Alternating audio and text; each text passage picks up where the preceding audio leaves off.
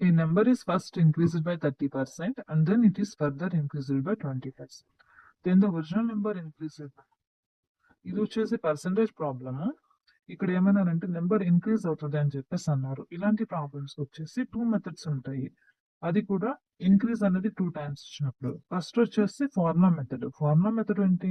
x plus y plus xy by 100. ఈ x plus y plus xy by 100 ఈ వీటిలో x అంటే 30 అనుకోండి, y అనేది 20 అనుకోండి. వీటిలో వచ్చేసి ఆ నెంబర్స్ సబ్స్టిట్యూట్ చేసేసి సాల్వ్ చేస్తే మనకి ఆన్సర్ వస్తుంది. ఇంకోటి వచ్చేసి షార్ట్ కట్ మెథడ్. 30% అంటే ఎంత? 30/100. 20% అంటే 20/100. సో అక్కడ 0 క్యాన్సిల్ చేసేసి ఇంక్రీజ్ బేస్ వాల్యూ ఎంత? 10. డినామినేటర్ లో 10 ఉంది కాబట్టి లెఫ్ట్ సైడ్ మనం 10 వేసుకున్నాము. ఇంక్రీజ్ అన్నారు కాబట్టి యాడ్ చేయాలి. అదే డిక్రీజ్ అని అడిగి ఉంటే మాత్రం మైనస్ చేసి ఉండేవాళ్ళం. ఇంక్రీజ్ అన్నారు కాబట్టి 10 + 3. న్యూమరేటర్ లో 3 ఉంది కాబట్టి 13. సేమ్ అలాగే 20/100 కదా. సో 0 క్యాన్సిల్ చేయండి. కింద డినామినేటర్ లో 10 ఉంది కాబట్టి 10 లెఫ్ట్ హ్యాండ్ సైడ్.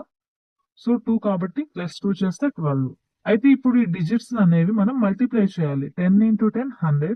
13 × 12 వచ్చేసి 156. అది దీన్ని ఇంకో మెథడ్ లో కూడా చేయొచ్చు అనమాట. బేస్ వాల్యూ 100 కాబట్టి మనకి ఎప్పుడు 100 ని లెఫ్ట్ సైడ్ లో వేసుకున్నాము. 30% ఇంక్రీజ్ అన్నారు కాబట్టి 100 + 30 ఎంత? 130 రైట్ సైడ్ లో. సేమ్ అలాగే 100 120. ఈ left hand side right hand side ఉన్న జీరోస్ ని క్యాన్సిల్ చేసేయాలి. క్యాన్సిల్ చేసేసి మిగిలిన వాటిని రిమైనింగ్ ఉన్న వాటిని మల్టిప్లికేషన్ చేయాలి. అంటే 1 × 100 ఎంత? 100. 13 × 12 156.